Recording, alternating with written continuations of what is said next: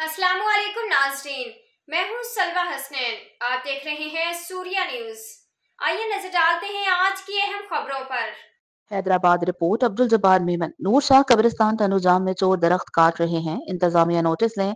हमारा ऐलान पुरअमन पाकिस्तान बैनुल मज़ाहिब हमआहंगी इदारा बराए इंसानी हकूक के मरकजी चेयरमैन खलीफा मोहम्मद तस्लीम राजपुर ने नूर शाह कब्रिस्तान का दौरा किया और नामालूम अफराद की जानिब से दरख्त काटे जाने पर सख्त तशवीश का इजहार करते हुए कहा कि एक तरफ तो हुकूमत आलूदगी के खात्मे के लिए सरगर्दा है, तो दूसरी जानिब नामालूम अफराद मुसलसल नूर शाह कब्रिस्तान में दरख्त काट रहे हैं। इससे कबल भी दरख्त काटे गए थे, जिसकी हमने शिकायत मुतालिका इंतजामिया की थी, लेकिन इसकी रोकथाम ना हो सकी।